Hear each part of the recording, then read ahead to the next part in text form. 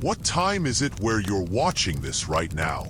And more importantly, where are you watching from? I'm asking because the answer to that question, the real answer, might completely shatter everything you think you know about reality itself. You see, most people would say they're watching from their living room or their bedroom, or maybe on their phone during a lunch break. But what if I told you that where you think you are, and what you think you are, is the greatest deception ever sold to humanity? What if consciousness, the very thing that's allowing you to hear these words right now, understand these concepts, feel these emotions, isn't what they taught you in school, isn't what science has been telling you, and definitely isn't what those in power want you to discover? Because once you understand what consciousness really is, once you pierce through the veil they've carefully constructed around this ancient truth, everything changes. Your entire reality shifts. And that, my friend, is exactly why this knowledge has been hidden, suppressed, and ridiculed for thousands of years. You've been told your whole life that consciousness is just a byproduct of your brain, right? Some random emergence of electrical signals firing between neurons. A happy accident of evolution that somehow, magically, creates the experience of you. They tell you that when your brain dies, you die. And that's it. Lights out, game over, nothing more. But here's what they're not telling you. Here's the secret that ancient civilizations knew, that mystery schools protected, that shamans and mystics have been trying to share for millennia. Consciousness isn't produced by your brain. Consciousness is what's using your brain. Your brain isn't the creator, it's the receiver. Think about it like this. Does your television create the shows you watch, or does it simply tune into signals that already exist? Does your radio produce music, or does it pick up frequencies that are broadcasting whether you're listening or not? Your brain, this magnificent biological instrument sitting in your skull, is doing the same thing. It's a tuning device, a filtration system, a receiver for something far more vast, far more ancient, and far more powerful than you've ever been told. And the moment you truly understand this, the moment this truth clicks into place, you'll realize you're not a body that has consciousness. You are consciousness that's temporarily experiencing being a body. The ancient Egyptians knew this truth so deeply that they built their entire civilization around it. In the mystery schools of Kemet, the initiates weren't taught that they were mere mortals with a spark of divine awareness. No, they were taught that they were divine awareness temporarily playing at being mortal. The hieroglyphs that cover the temple walls, the sacred texts they hid in tombs, the initiation rituals they performed in darkness, all of it was designed to help the student remember, to help them wake up from the dream of separation, to reveal that consciousness is the fundamental fabric of reality itself. They understood something that modern science is only now beginning to stumble upon through quantum physics, that the observer and the observed aren't separate, that consciousness doesn't just witness reality, it creates reality. And this wasn't just Egyptian wisdom. Oh no. The Vedic traditions of ancient India spoke of Brahman, the universal consciousness from which all things emerge and to which all things return. The Buddhist teachings point to the same truth with different words, calling it Buddha nature or the luminous mind. The Hermetic texts from Alexandria declared, the all is mind, the universe is mental, as the very first principle of reality. The Kabbalists mapped consciousness as the tree of life connecting the infinite to the finite. Indigenous shamans from every continent have journeyed beyond the veil and returned with the same message. Consciousness is primary. Consciousness is eternal. Consciousness is what you really are. But then something happened. Something that changed the trajectory of human understanding for centuries to come. The scientific revolution, as brilliant and necessary as it was in many ways, made a fatal philosophical error. It adopted materialism as its foundation.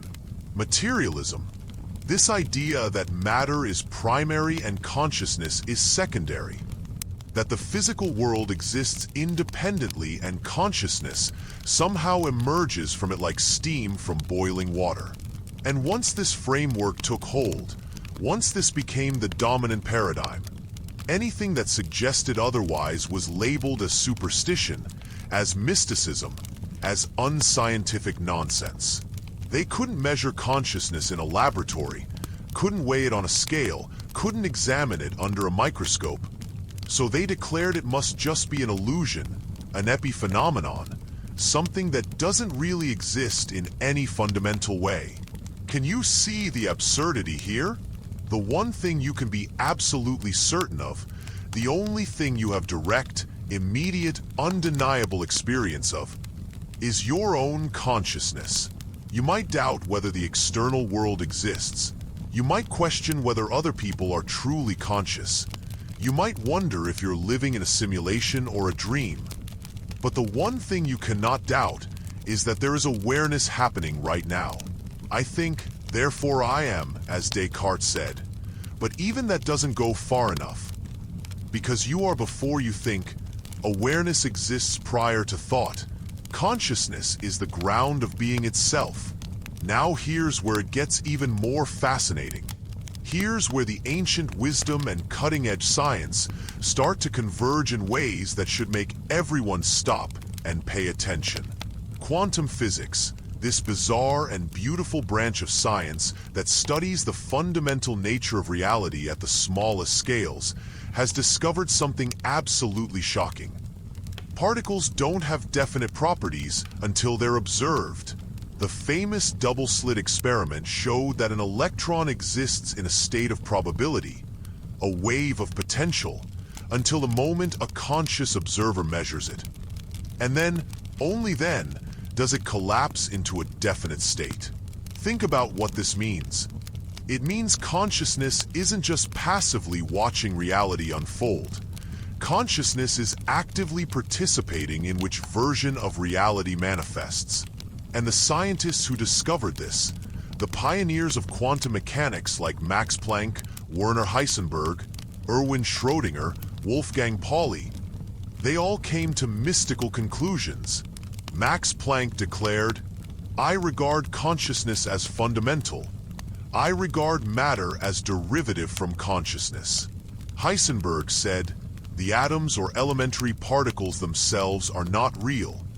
They form a world of potentialities or possibilities rather than one of things or facts." These weren't mystics or spiritual gurus. These were hardcore physicists, and the mathematics of quantum mechanics forced them to confront the primacy of consciousness. But the establishment didn't want to hear it. The materialist paradigm was too entrenched, too comfortable, too profitable. Because you see, if consciousness is just a brain phenomenon, just neurons firing, just chemistry and biology, then you can be controlled, you can be medicated, you can be manipulated. If you believe you're just a body, just a collection of atoms that will return to dust, then you'll spend your whole life chasing external validation, material success, physical pleasure. You'll be a good little consumer, a productive worker, a compliant citizen. But if you discover what consciousness really is, if you wake up to the truth that you're an eternal, infinite, creative awareness temporarily focused through a human nervous system, well then, you become dangerous. You become free. You start questioning everything. You stop buying into the fear narratives. You recognize that death isn't an ending but a transition. You realize that the power to create your reality, to heal your body, to transcend your limitations, has been within you all along. And that is exactly why this knowledge has been suppressed, why it's been ridiculed, why anyone who speaks these truths is labeled as crazy or delusional or unscientific. Let's dive deeper into what consciousness actually is, because this is where it gets truly mind-bending. Consciousness isn't a thing. It's not an object you can point to or measure. Consciousness is the space in which all things appear. It's awareness itself, the knowing quality, the witnessing presence that's reading these words right now. Try this. Notice that you're aware. Don't think about it. Don't analyze it. Just notice. There's awareness happening. Now ask yourself, who or what is aware of the awareness? You see what happens. There's this infinite regress, this hall of mirrors, because consciousness can be aware of itself being aware of itself being aware. It's self-referential, self-illuminating, like a light that shines on itself. The ancient Vedic seers called this witness consciousness, or turiya, the fourth state beyond waking, dreaming, and deep sleep. The pure awareness that remains constant through all changing states of experience. It's what's looking out through your eyes right now, what's hearing through your ears, what's feeling through your skin. But it's not located in your body. Your body is appearing in it. This is the radical truth they don't want you to grasp. You're not a small self contained in a bag of skin. You're the infinite field of consciousness that contains all selves, all bodies, all of reality. The implications of this are absolutely staggering. If consciousness is primary and fundamental, if it's not produced by brains, but rather brains are focusing tools for consciousness, then what happens when the brain dies? Nothing happens to consciousness. The instrument may break, the radio may stop working, but the signal continues broadcasting. This is why near-death experiences are so consistent across cultures, why people who've been clinically dead and resuscitated report leaving their bodies, moving through tunnels of light, encountering deceased loved ones, experiencing a life review. They're not hallucinating. They're not experiencing brain chemistry gone haywire. They're having a direct experience of consciousness freed from the limitations of the physical body. And the research on this is overwhelming. Thousands upon thousands of documented cases, many with verifiable details that the person couldn't have known through normal sensory means. They accurately describe conversations happening in other rooms while they were unconscious. They report seeing objects on high shelves that would have been impossible to see from the operating table. They come back with information about deceased relatives they'd never met. The evidence is there if you're willing to look at it with an open mind. But it goes even further than near-death experiences. What about children who remember past lives with astonishing accuracy? The research done by Dr. Ian Stevenson at the University of Virginia documented over 3,000 cases of children, usually between the ages of 2 and 5, who spontaneously recall detailed memories of previous lives. They know names, locations, relationships, causes of death, details that are then verified through historical records. In some cases, they have birthmarks that correspond to fatal wounds from their previous life. In other cases, they recognize family members from before, people they've never met in their current life. The skeptics try to explain it away as fantasy or coincidence, but when you actually examine the evidence, when you look at the rigorous documentation and verification, it becomes very difficult to maintain the materialist position. If consciousness is just a brain product, if it dies when the body dies, then how do you explain these cases? You can't. But if consciousness is fundamental, if it's what animates the body rather than being created by the body, then reincarnation makes perfect sense. It's the same consciousness, the same awareness, taking on a new vehicle, a new perspective, another round in the cosmic game of existence. This is why meditation works, by the way. This is why people who develop a consistent practice of turning attention inward, begin to experience profound shifts in their sense of self and reality. Because meditation isn't about emptying your mind or stopping thoughts or achieving some blissed-out state. Meditation is about recognizing the awareness in which all thoughts arise and pass.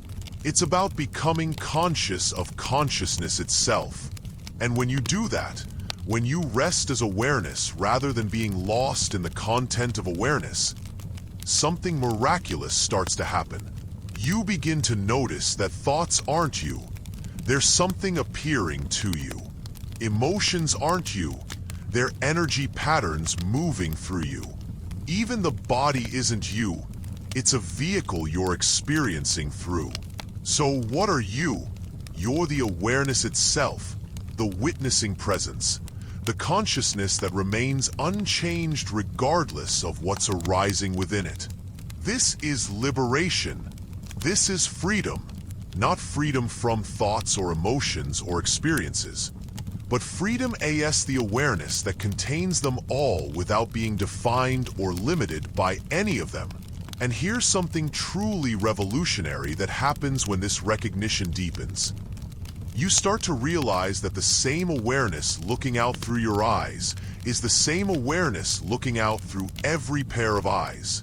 When you look at another person, you're not seeing an other consciousness.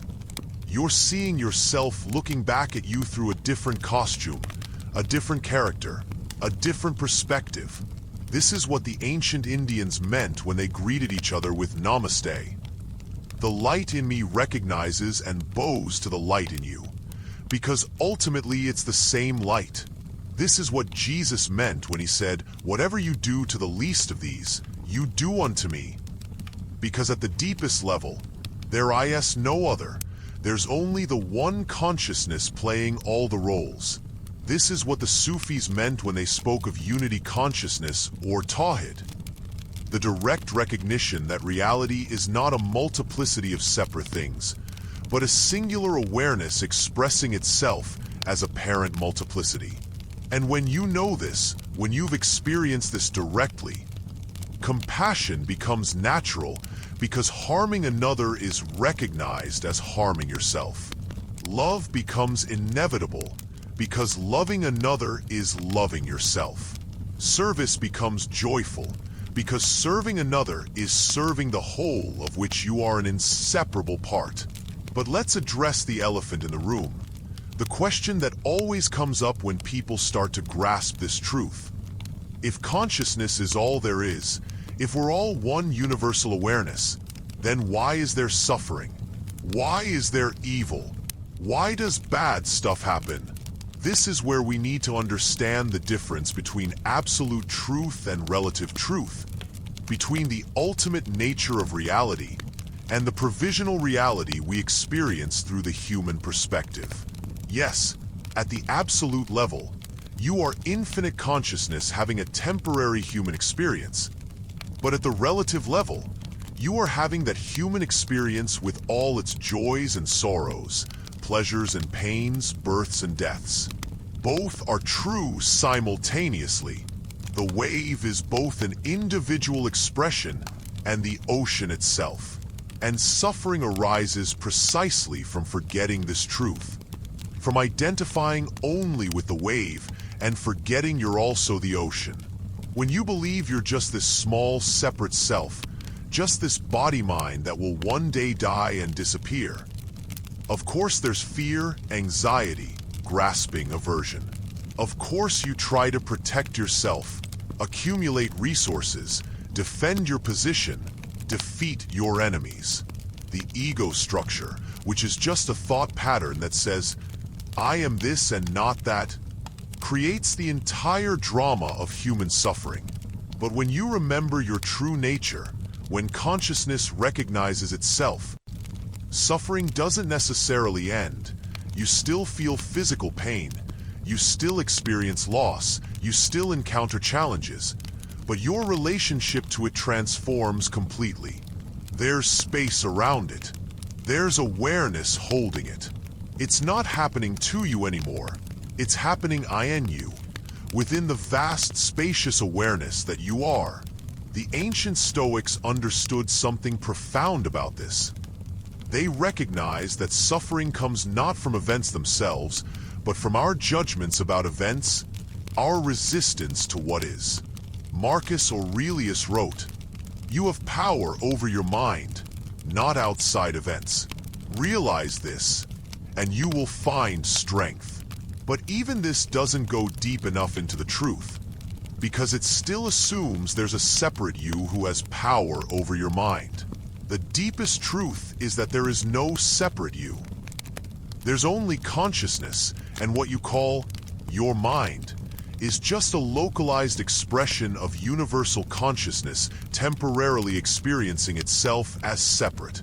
When this is fully recognized, there's nobody left to suffer. There's pain, but no sufferer. There's experience, but no separate experiencer. There's just the flowing movement of consciousness exploring itself. And even what we call suffering is recognized as consciousness experiencing contrast, depth, intensity. The full spectrum of existence. This doesn't mean we become cold or detached, or that we don't work to reduce suffering in the world. Quite the opposite. When you recognize others as yourself, when you feel the interconnectedness of all things, compassionate action arises naturally. You help others because they are you. You protect the environment because it is you. You stand against injustice because the suffering of any part is felt by the whole. Now, let's talk about something that really gets suppressed. Something that those in power definitely don't want you to understand. If consciousness is primary, if you are consciousness itself temporarily focused through a human nervous system, then you have far more creative power than you've been led to believe. This is where the ancient teachings on manifestation, on reality creation, on magic come from. And I'm not talking about wishful thinking or positive affirmations, or the secret level understanding. I'm talking about the deep recognition that consciousness creates reality, not just in some metaphorical sense, but in an actual literal quantum mechanical sense. When you observe, you collapse the wave function. When you focus attention, you direct energy.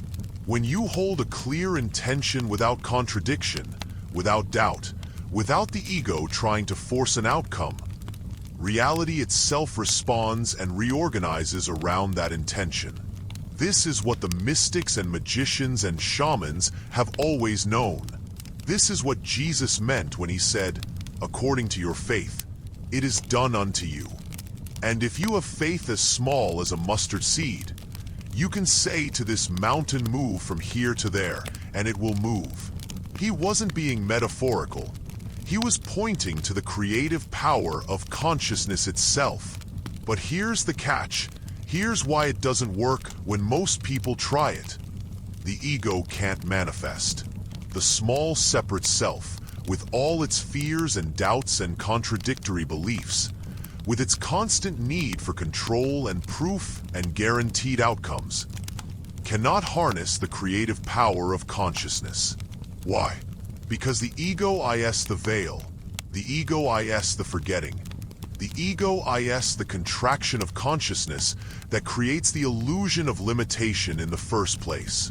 True manifestation, true reality creation, happens when you get out of your own way, when you surrender the small self's agenda and align with the deeper intelligence, the universal consciousness that already knows what's highest and best. This is what "thy will be done" means.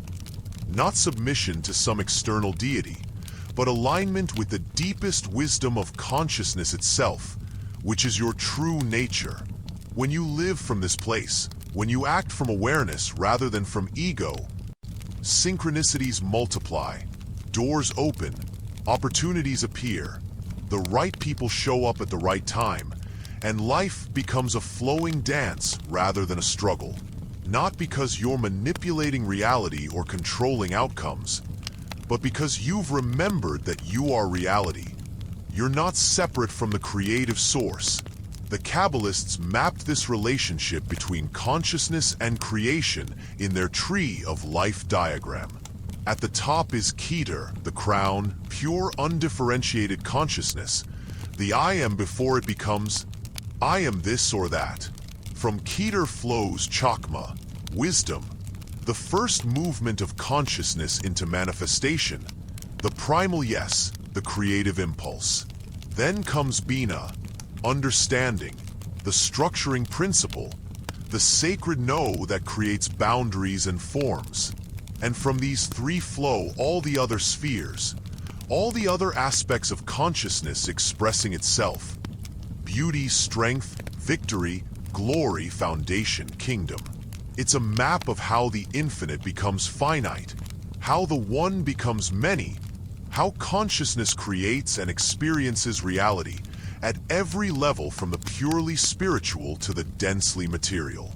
And the path of the mystic, the path of awakening, is to trace this tree back up to its source, to move through each sphere consciously, integrating each level, until you arrive at the crown again. But now with full awareness, full remembrance of who and what you truly are. This is the path of return, the hero's journey, the great work of consciousness recognizing itself. Indigenous shamanic traditions from every corner of the world have their own maps and methods, but they all point to the same fundamental truth. The Amazonian ayahuasqueros speak of how the plant medicine shows you that you're not separate from the rainforest, from the jaguar, from the spirits, from the web of life itself. You're a thread in the tapestry, and the tapestry is alive, conscious, intelligent. The Native American medicine people speak of all my relations, recognizing that everything is related, everything is family, because everything is made of the same sacred consciousness. The Australian Aboriginal Dreamtime teachings describe the eternal now in which all things exist simultaneously, past, present, future flowing together in the one eternal moment of awareness. The African Sangoma's journey to the spirit world and return with healing and wisdom, demonstrating that consciousness is not bound by the physical body or the physical realm. Different languages, different symbols, different practices, but all pointing to the same reality, all helping people remember what has been forgotten, all techniques for consciousness to recognize itself. And this is exactly why the dominant culture, the systems of control, the powers that be, don't want you to know any of this. Because a person who remembers their true nature is ungovernable. You can't manipulate someone who knows their infinite consciousness temporarily playing a human role. You can't sell fear to someone who knows death is just a transition, a change of focus, not an ending. You can't get someone to chase external validation and material accumulation when they recognize the infinite creative source within themselves. The entire structure of modern society is built on the assumption that you're a separate, limited, mortal being who needs to compete with other separate beings for limited resources in a hostile universe. Scarcity consciousness, survival consciousness, fear-based consciousness. And as long as you operate from that paradigm, you're easy to control. You'll work jobs you hate to buy things you don't need. You'll vote out of fear rather than inspiration. You'll give away your power to authorities and experts and systems that promise to keep you safe. But safety isn't what you're really here for. You're here for awakening. You're here to remember. You're here for consciousness to know itself through your unique perspective, your unique expression, your unique journey from forgetting to remembering. This is the great shift that's happening right now. Whether the power structures like it or not, more and more people are waking up, having spontaneous spiritual experiences, questioning the materialist narrative, exploring consciousness through meditation, plant medicines, breath work, energy practices, near-death experiences, or simply through the intensity of life itself breaking down their old structures. The veil is thinning. The illusion is becoming more transparent. And there's a reason this is happening now. Because humanity is at a crossroads. We're facing challenges that cannot be solved from the same level of consciousness that created them. Climate change, ecological destruction, economic inequality, political polarization, the mental health crisis. None of these can be addressed by small tweaks to the system. They require a fundamental shift in consciousness, a remembering of our interconnection, a recognition that we're not separate individuals competing for survival, but rather one consciousness experiencing itself through billions of perspectives. And when enough people wake up to this truth, when a critical mass of humanity remembers who and what they really are, everything changes. New systems emerge based on cooperation rather than competition. New technologies appear that work with nature rather than against it. New forms of governance arise that honor the sovereignty and dignity of all beings. This is the great transformation, the shift from separation consciousness to unity consciousness, and you are part of it. So what do you do with this information? How do you actually live this truth, rather than just understanding it intellectually? Because there's a huge difference between knowing about consciousness and being conscious of consciousness, between believing your infinite awareness and directly experiencing it. The first step is simply to start paying attention to awareness itself. Throughout your day, in the midst of whatever you're doing, pause for just a moment and notice. There is awareness here. There is knowing happening. Without trying to figure it out or understand it intellectually, just recognize the simple fact of awareness. This is already a revolutionary act. You're beginning to shift your identity from the content of consciousness, thoughts, emotions, sensations, perceptions, to consciousness itself. The second step is to question everything you think you know about who you are. Every time you catch yourself saying or thinking, I am this or I am that, pause and ask, who is aware of this thought? Who is aware of this emotion? Who is aware of this identification? You'll start to notice that there's a deeper awareness that witnesses all of these things without being defined by any of them. That awareness, that witnessing presence, that's what you really are. The third step is to explore practices that help you experientially access expanded states of consciousness. Meditation is the obvious one, and I'm not talking about meditation as relaxation or stress reduction, though those are nice side effects. I'm talking about meditation as direct investigation into the nature of mind and reality. Sit in silence. Watch your thoughts arise and pass. Notice the space between thoughts. Rest as the awareness that contains all experience. Or try breath work. Conscious connected breathing that moves energy, releases stuck patterns, and can induce profound non-ordinary states where the boundaries of self dissolve and you experience your interconnection with everything. Or work with plant medicines in a safe, sacred, legal context with proper guidance. These ancient technologies can temporarily dissolve the ego structure and give you a direct taste of unity consciousness that forever changes your understanding of what's possible. Or practice lucid dreaming, where you become conscious that you're dreaming while still in the dream.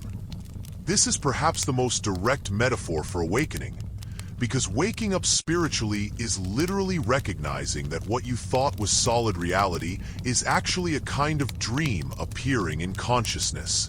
The fourth step is to bring this recognition into your daily life, into your relationships, into your work, into every aspect of your existence. This is where the rubber meets the road, where spiritual awakening becomes spiritual embodiment. It's one thing to have profound realizations while meditating on a cushion or journeying with medicine in a ceremony. It's another thing entirely to maintain that awareness while you're stuck in traffic, or having an argument with your partner, or facing a health crisis, or dealing with the mundane challenges of being human. This is the real practice. This is where consciousness gets to explore itself in all its messy, beautiful, complex, contradictory glory. And you'll fail at it repeatedly. You'll forget. You'll get pulled back into identification with the small self. You'll suffer and struggle and doubt. And that's perfect, because even the forgetting is part of the remembering. Even the falling asleep is part of the waking up. Consciousness is exploring what it's like to forget itself, so it can experience the joy of remembering.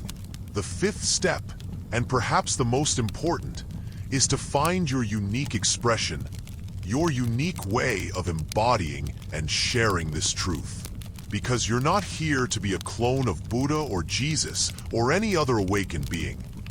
You're here to be the version of consciousness that only you can be. What are your gifts? What breaks your heart? What makes you come alive? What would you do if you knew you were infinite consciousness playing a human game? That is your path. That is your purpose. That is how consciousness wants to express itself through your unique perspective. Maybe you're meant to create art that wakes people up. Maybe you're meant to heal bodies or minds or spirits. Maybe you're meant to teach, to write, to build, to serve, to love, to transform systems, to raise conscious children, to simply be a living example of what's possible when someone remembers their true nature. There's no hierarchy here, no spiritual path that's better than another. There's only consciousness exploring infinite possibilities through infinite forms, and your particular expression is absolutely necessary and irreplaceable. Now, I want to address something important before we close. Understanding that consciousness is fundamental, that you are infinite awareness having a temporary human experience, doesn't mean you bypass or transcend or spiritually skip over the very real human challenges you face. This is a trap that many seekers fall into, what we call spiritual bypassing. Using spiritual concepts to avoid dealing with psychological wounds, relational conflicts, social responsibilities, or the legitimate pain of being human. Yes, you are ultimately infinite consciousness, and you are currently experiencing yourself as a human being with a history, with trauma, with conditioning, with very real needs and vulnerabilities. Both are true. The goal isn't to escape the human experience or rise above it. The goal is to bring consciousness into the human experience, to meet everything that arises with awareness, acceptance, and compassion. This means doing your shadow work, facing the parts of yourself you've rejected or denied. This means healing your trauma, addressing your addictions, working through your relationship patterns. This means participating in your community, caring for your body, engaging with the very real challenges of our time. Awakening doesn't remove you from humanity. It reveals your intimacy with all of humanity. And speaking of humanity, let's talk about the collective dimension of this awakening. Because while it's true that consciousness is ultimately one, it's also true that there are patterns within consciousness, fields of shared belief and assumption that we might call collective consciousness, or the morphic field, or group mind. And humanity has been operating under a collective trance for a very long time. The trance of separation, the trance of materialism, the trance of there's not enough, and it's you or me, and I need to get mine before someone else does. This collective trance is maintained by our education systems, our media, our institutions, our unquestioned assumptions about the nature of reality. But here's the beautiful thing about consciousness. It only takes a small percentage of people waking up to shift the entire field. Research on the Maharishi effect showed that when just 1% of a population practices meditation, crime rates drop, violence decreases, and social coherence increases. Why? Because consciousness isn't separate, it's a unified field. And when individuals within that field shift into higher states of awareness, the entire field is influenced. You waking up helps everyone wake up. Your remembering supports everyone's remembering. This isn't selfish spiritual work. This is the most generous thing you can do. Because every step you take toward awakening makes the path easier for everyone coming after you.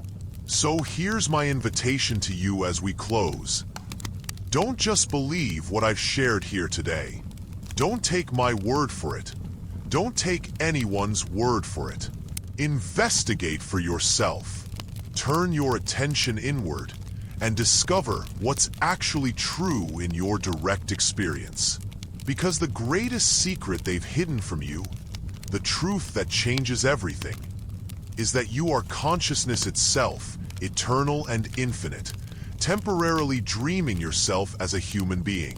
And the moment you truly recognize this, the moment this stops being a concept and becomes your living reality, you become free. Free from fear, free from limitation, free from the illusion of separation. The journey of awakening isn't about becoming something you're not. It's about remembering what you've always been. And that journey, it starts right now, in this very moment, with the simple recognition, I am. If this message resonated with you, share it with someone who needs to hear it. And continue exploring, continue questioning, continue awakening. The universe is waiting for you to remember who you really are.